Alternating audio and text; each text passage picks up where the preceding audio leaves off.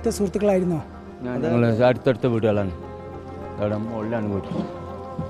ഞങ്ങളാണോ അതിന് ശേഷം കാണുന്നത്? നമ്മളാ ബന്ധം ഉണ്ടല്ലോ, ബന്ധം ഞങ്ങളൊക്കെ ഞങ്ങൾ ഇവിടെ പറഞ്ഞ് ഞങ്ങൾ അങ്ങനെ താമസിക്കുന്നവരാ എല്ലാവരും. ഇത്ര വീട്ടുകാരും ആരാണ് ഇവിടെ ഇപ്പോൾ എവിടെ ഏത് പെര ഉണ്ടെന്നോ എവിടെ പെര നിൽക്കണമെന്നൊക്കെ ഞങ്ങൾക്കറിയാം.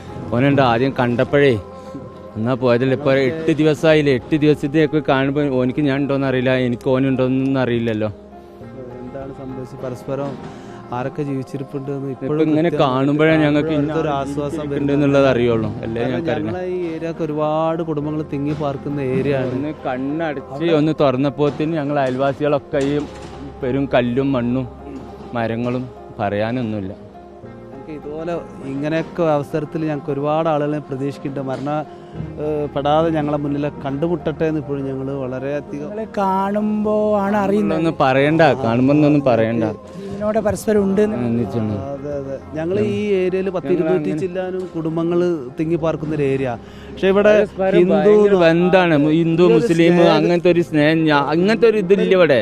ഞങ്ങളെ എവിടെ കൊണ്ട് മാറ്റി പാർപ്പിച്ചാൽ ഞങ്ങൾക്ക് ഇങ്ങനെ ഒരു ഐക്യം എവിടെ കിട്ടൂല, ഞങ്ങൾക്ക് കിട്ടൂല. ഞങ്ങൾ അയൽവാസികളെ കിട്ടൂല. പേരെന്താ? ഒരു മുജീബ്.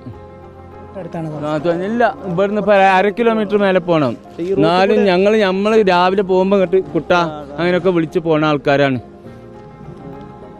ഈ ബന്ധം ഞാനത് ഓളെ കണ്ടപ്പോഴാണ് ഞാൻ അറിയാതെ ഇങ്ങോട്ട് നോക്കിയത്. ഓളെ അല്ലേ നിങ്ങൾ പരസ്പരം? പിന്നെ അവൻ അങ്ങോട്ട് തിരിഞ്ഞിരിക്കുമ്പോ ഞാൻ നോക്കി പരസ്പരം രക്ഷപ്പെട്ട അറിയില്ല. എല്ലാരും പോയില്ലേ, ഞങ്ങളെ കുടുംബം പോയി.